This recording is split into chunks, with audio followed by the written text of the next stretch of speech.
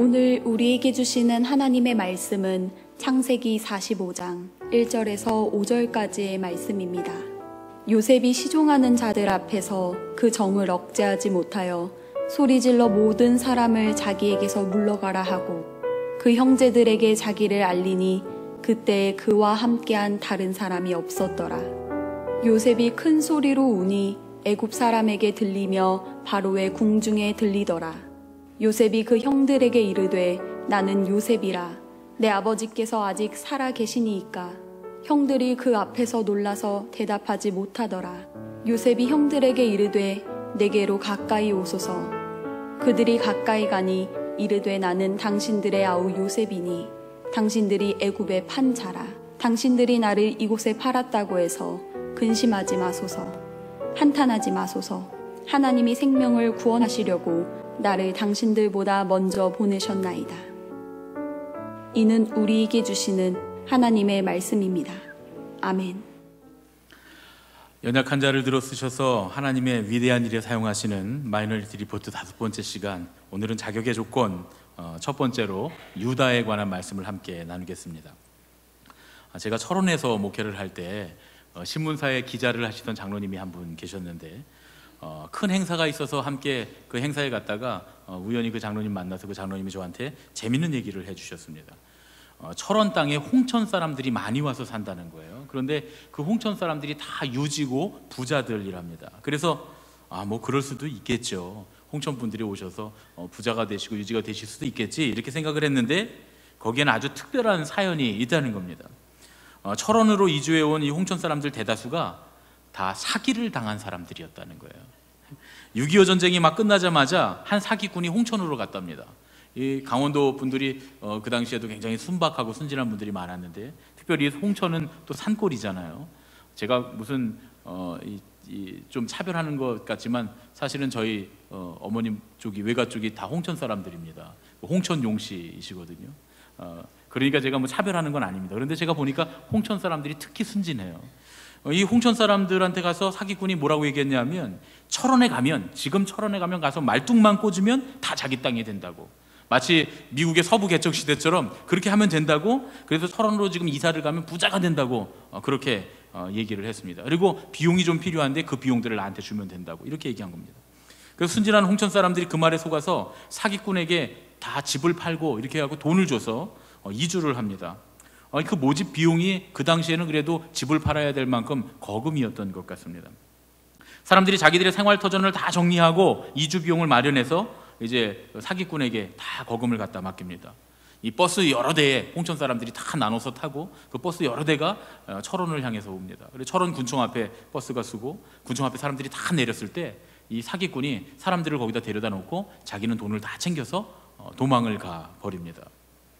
웬 사람들이 군청 앞에 너무 많이 모여드니까 군청 직원들이 이게 무슨 난리가 났나, 그리고 이유를 알기 위해서 앞마당으로 나왔습니다.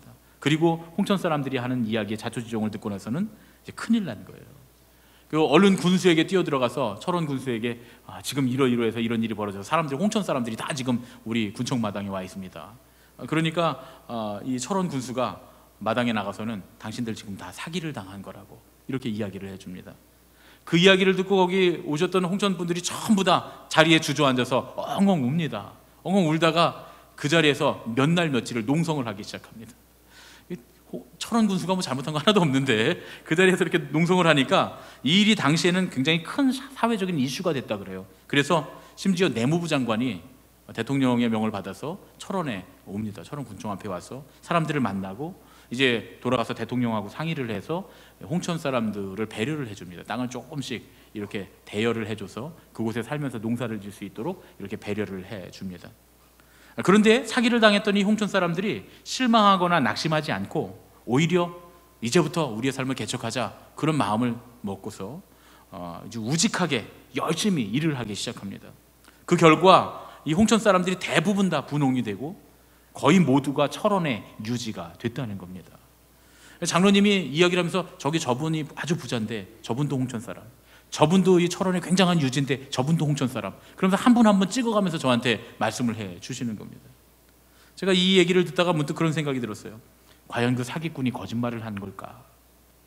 왜냐하면 그 사기꾼의 말이 진실이 됐기 때문에 그렇습니다. 사기꾼의 말대로 홍천 사람들이 다 와서 자기 땅을 얻었고 다 부자들이 됐습니다. 어떻게 보면 이 사기꾼이 우습게도 선지자 노릇을 한 것이 아닌가 하는 그런 생각을 하게 됐습니다. 물론 이 사기꾼이 거룩한 선지자는 될 수 없지요.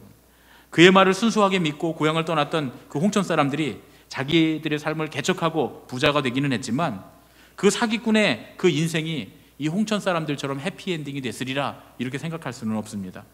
죄는 습관이 되기 때문에 어디선가 또 사기를 치다가 분명히 법의 심판을 받았겠다, 그렇게 해피엔딩의 인생을 살지는 못했을 것이다 하는 생각을 했습니다. 그러니까 진정한 의미에서 이 사기꾼은 선지자가 될 수는 없다는 거죠. 그런데 성경에는 이런 사기꾼이 성자가 된 예가 있습니다. 우리가 잘 알고 있는 야곱의 넷째 아들 유다의 얘기입니다. 패역하고 망난이었던 이 유다가 어떻게 성자가 됐을까? 어떻게 이스라엘 백성의 장자가 될 수 있었을까? 우리는 이 유다의 이야기를 통해서 과연 하나님께서 쓰시는 사람의 자격이 무엇인가, 하나님께서 사람을 선택하시는 그 신비가 무엇인가를 엿볼 수가 있습니다. 유다는 야곱의 12아들 중에서도 유독 야곱을 쏙 빼닮은 그런 아들이었습니다. 형을 속이고 아버지를 속였던 그 사기꾼 기질을 갖고 있는 그 야곱의 사기꾼 기질을 그대로 갖고 있었습니다. 이 속에 얼마나 밝은지 그 라반 삼촌에게서 재물을 얻어서 부자가 됐던 야곱처럼 심지어 자기 동생까지 돈 받고 팔아넘긴 그런 희대의 사기꾼이 바로 유다였습니다. 창세기 37장 26절부터 27절의 말씀을 보면 유다의 얘기가 나옵니다. 유다가 자기 형제에게 이르되 우리가 우리 동생을 죽이고 그의 피를 덮어둔들 무엇이 유익할까? 자, 그를 이스마엘 사람들에게 팔고 그에게 우리 손을 대지 말자. 그는 우리 동생이요 우리의 혈육이니라 하며 그의 형들이 청종하였더라.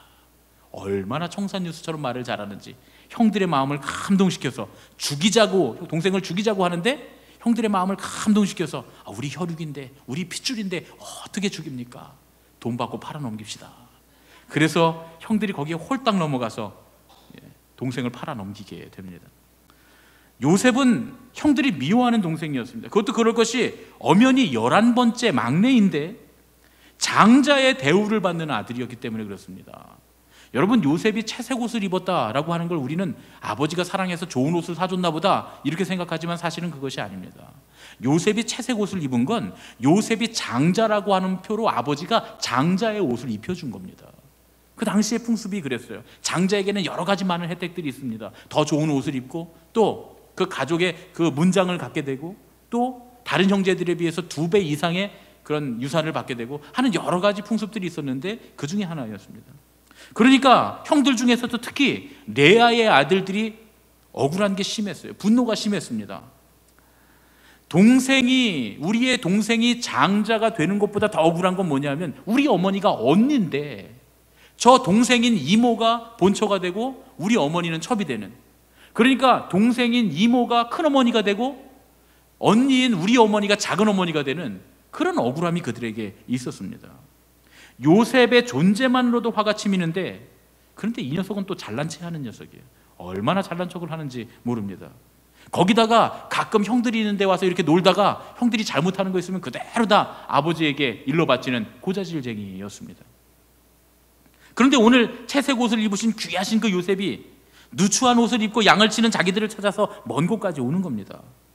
그들이 이렇게 얘기합니다. 또 뭔가 아버지에게 고자질할 것을 염탐하러 오는구나. 순간 분노가 치밀니다. 그들의 이성이 마비됩니다.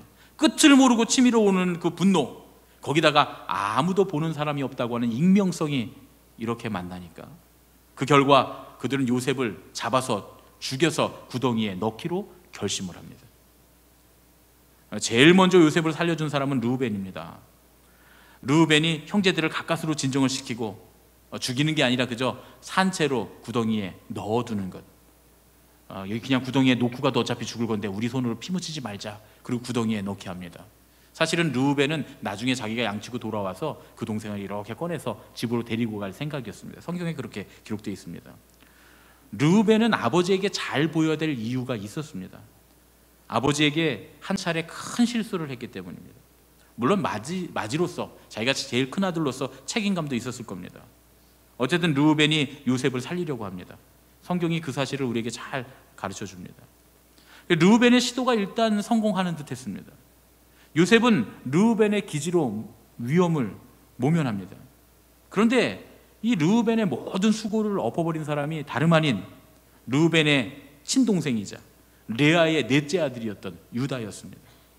유다는 아주 죄질이 굉장히 나쁩니다. 다른 형제들은 우발적으로 화가 나서 동생을 죽이려고 했던 거예요. 동생에게 해코지를 하려고 했던 거예요. 그런데 유다는 매우 계획적이었습니다.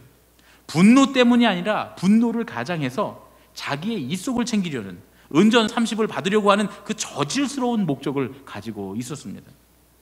몇 푼의 돈을 위해서 형들을 아주 감동적으로 설득을 해서 동생을 팔아 넘깁니다.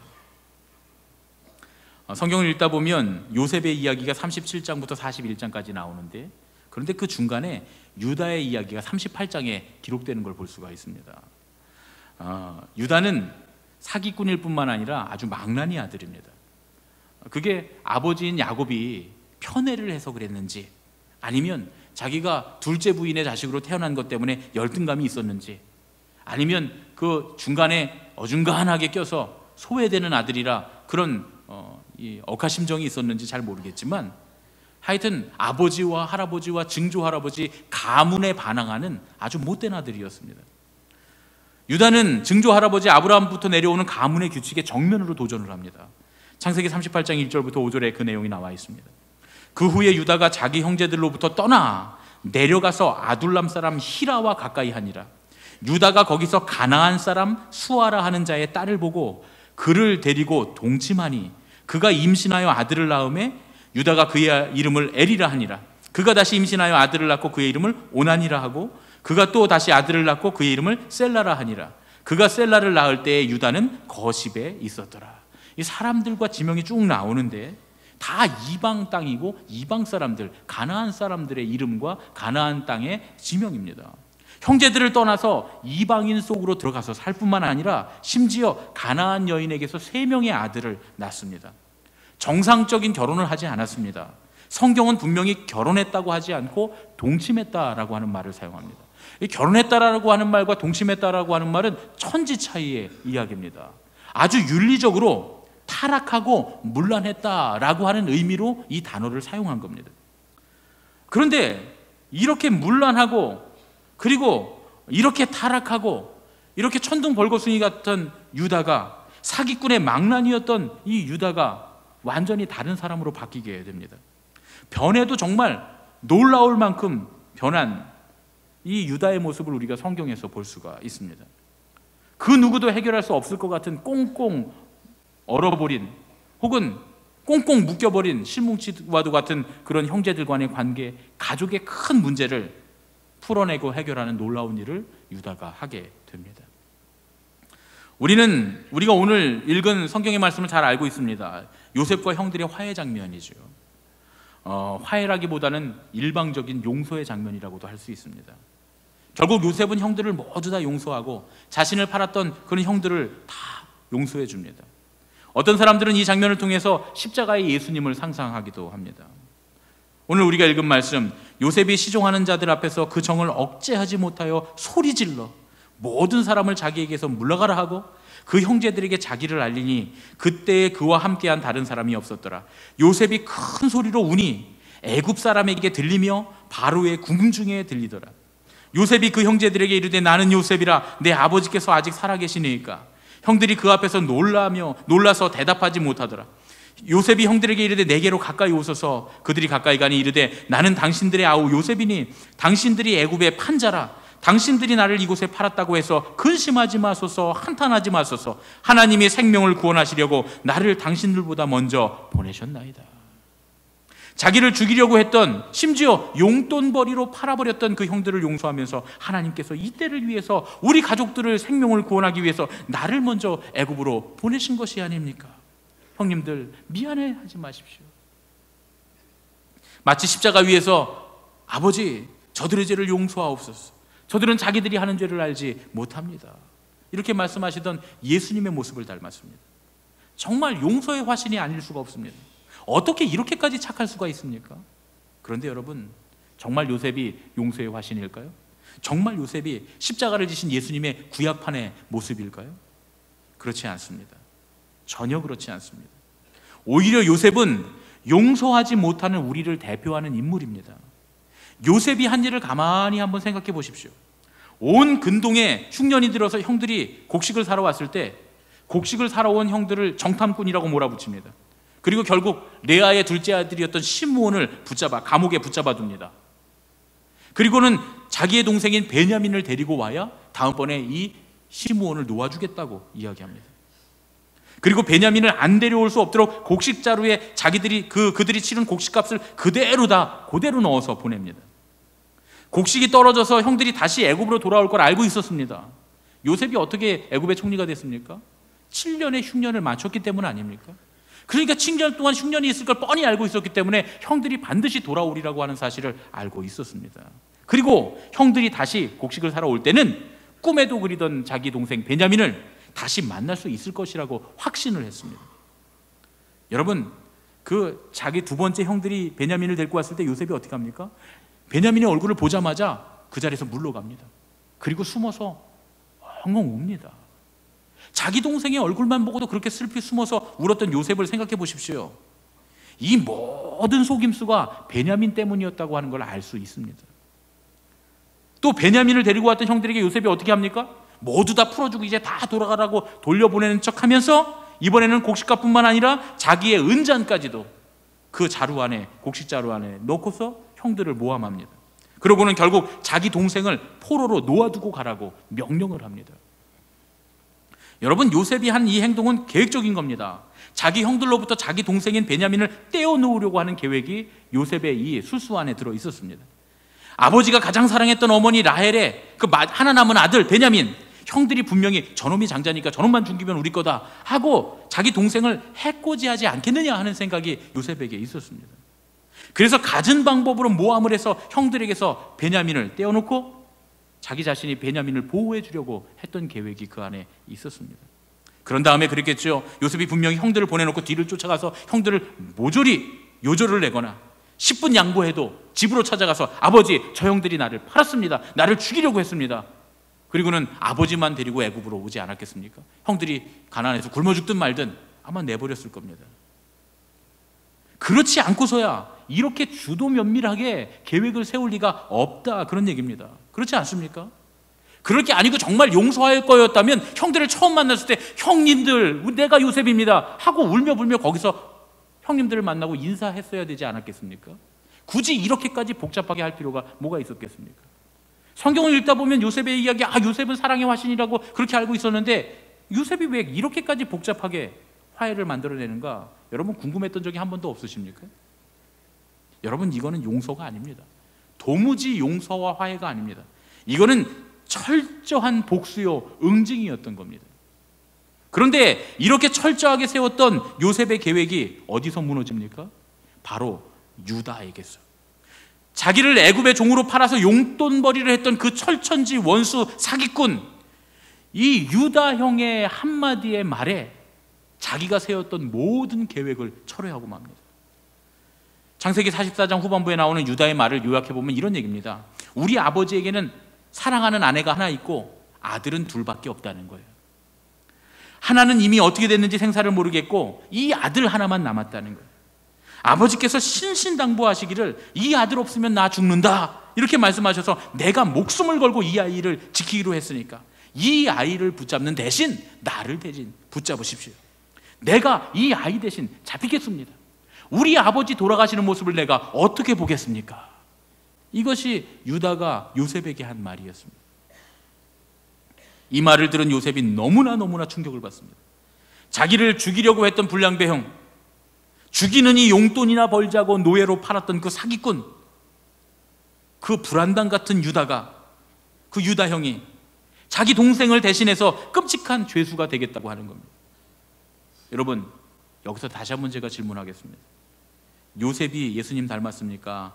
아니면 유다가 예수님 닮았습니까? 자기를 팔았던 형들을 응징하려고 치밀하게 계획을 세웠던 이 요셉이 예수님을 닮았습니까? 아니면 자기 동생 대신 죄수의 몸이 돼서 고난을 받겠다고 하는 유다가 예수님 닮았습니까? 유다의 변화된 모습에 요셉이 너무나 놀랐습니다. 또 자기 동생을 보호하는 그 유다의 모습이 마치 자기를 보호하는 것처럼 느껴지지 않았겠습니까? 사랑받으려고, 형들에게 사랑받으려고 형들을 졸졸 귀찮게 따라다니다가 오히려 형들에게 버림받고 죽임당할 뻔하고 그리고 팔렸던 그 자기의 깊은 상처가 일순간에 눈물과 함께 왈칵 쏟아져 나오면서 그 마음의 상처들이 치유되는 경험을 요셉이 하고 있다, 그런 얘기입니다. 여러분, 요셉이 이때 얼마나 통곡하며 울었는지 온 궁정에 다 들렸다는 거예요. 엉엉 큰 소리를 내면서 웁니다. 유다의 용기 있는 행동이 요셉을 감동시킵니다. 뿐만 아니라 요셉의 가슴 깊이 맺혀 있었던 그 상처를 치유합니다. 사실 창세기 44장을 처음부터 읽어보면 유다가 이렇게 얘기합니다. 아버지의 아내는 라헬 하나였다는 거예요. 아버지에게 아들은 요셉과 베냐민 둘뿐이었다는 거예요. 스스로 인정합니다. 여러분, 궁금하지 않습니까? 자기 어머니와 자기 형제들의 자존심까지 다 깎아내려가면서 분명히 유다도 그런 가정 환경에서 상처받았을 텐데 자기의 그 힘겨웠던 상처들은 다 덮어놓고서 이 동생 베냐민을 대신해서 죄수가 되겠다. 그 사랑과 용기가 어디서 나왔을까?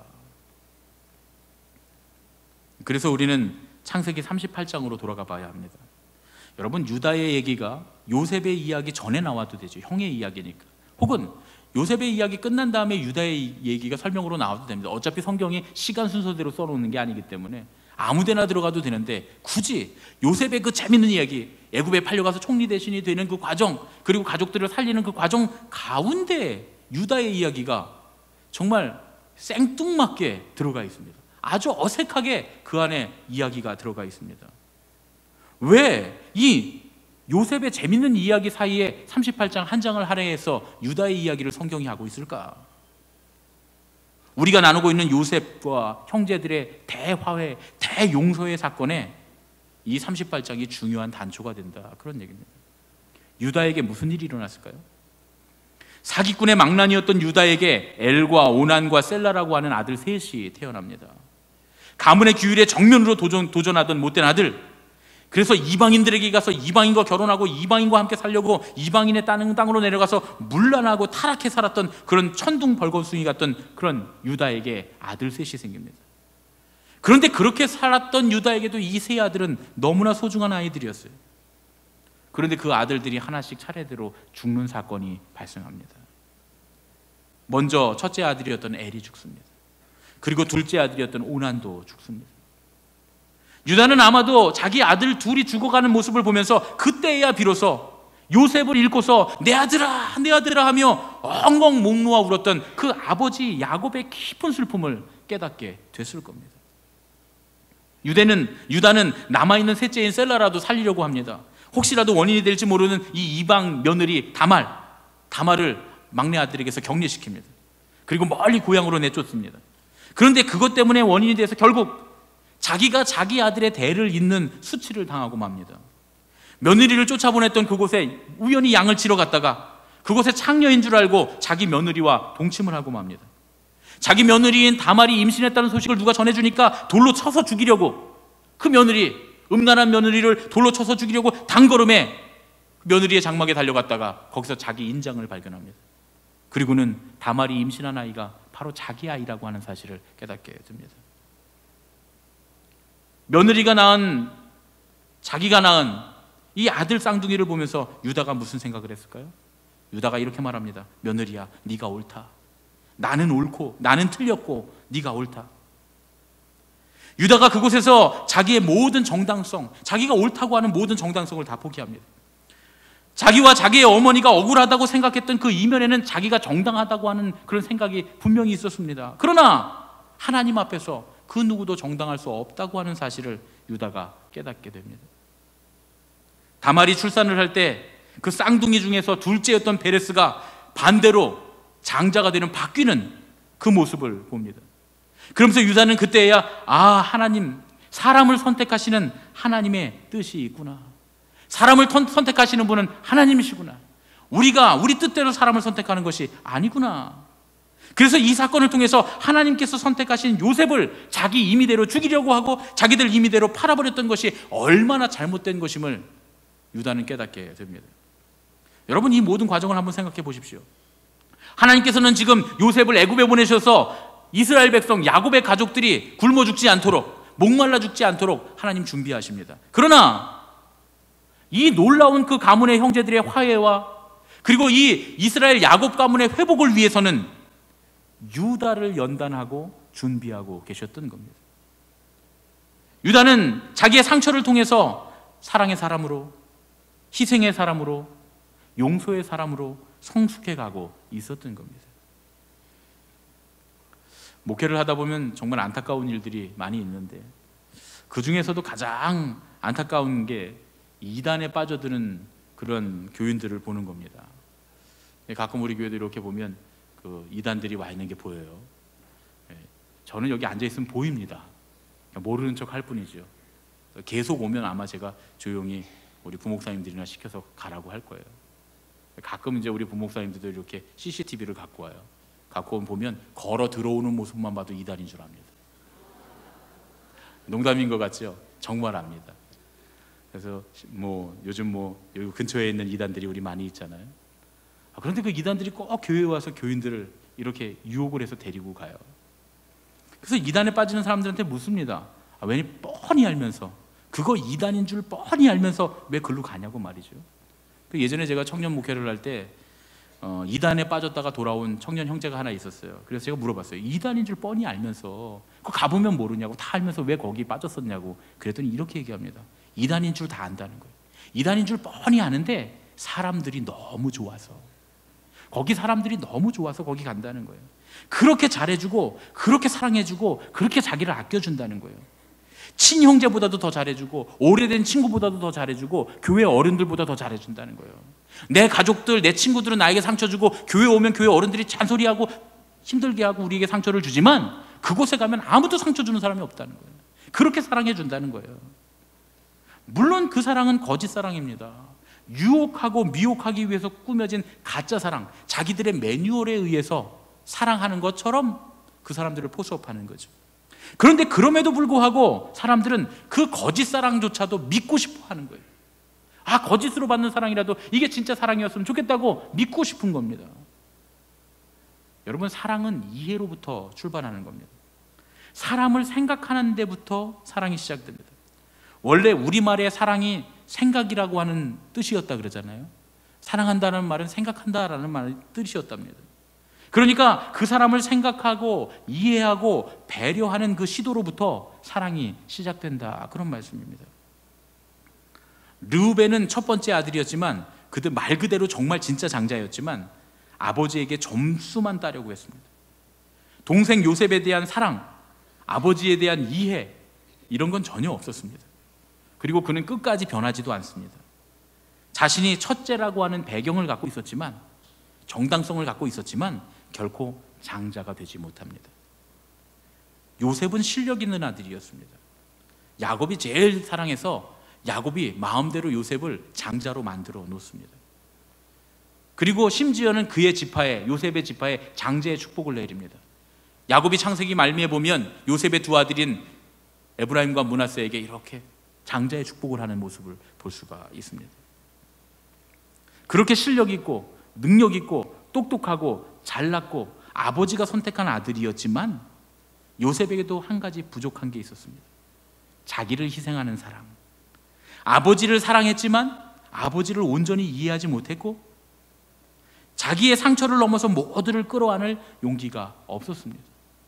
아버지를 온전히 이해했다면 그 망나니 같은 형들조차 처음부터 용서할 마음을 갖고 있었어야 하는데, 자기가 그렇게 가서 형들을 해코지하면 아버지가 좋아할 줄 알았다면 정말 잘못된 생각이었겠죠. 가장 근접했지만 이스라엘 역사 가운데, 야곱의 가족 가운데 이스라엘의 장자로서 하나님의 선택을 받지는 못합니다. 반면에 유다는 사기꾼의 망나니였습니다. 자기가 사기꾼의 망나니였기 때문에 그것 때문에 많은 시련을 겪었습니다. 야곱이 고난을 많이 겪었다고는 하지만 유다만큼 파랑만장하지는 않습니다. 유다는 자기가 사랑하는 아들 둘을 잃는 고통을 겪었습니다. 그리고 심지어는 며느리를 통해서 자기 아들의 대를 잇는 수치를 겪습니다. 자기가 옳다고 정당하다고 여기는 모든 일에서 좌절을 맛봤습니다. 그런데 그 과정을 통해서 아버지의 심정을 이해하게 되고 또 선택하시는 것이 하나님께 있음을 깨닫게 됩니다. 그래서 보잘것없고 하찮아 보이는 자기 막내 동생 베냐민을 대신해서 아버지의 마음을 알기에, 아비의 마음을 알기에, 그 사랑의 마음을 알기에 죄수가 되는 데까지 자기 자신을 스스로 낮춥니다. 유다는 장자로부터는 가장 먼 사람이었습니다. 천둥벌거숭이의 망나니였지만, 그리고 어중간하게 넷째 아들로 끼어있는 아들이었지만, 가장 거리가 먼 아들이었지만 자기를 희생하는 사랑 그 하나만으로 이스라엘의 장자가 됩니다.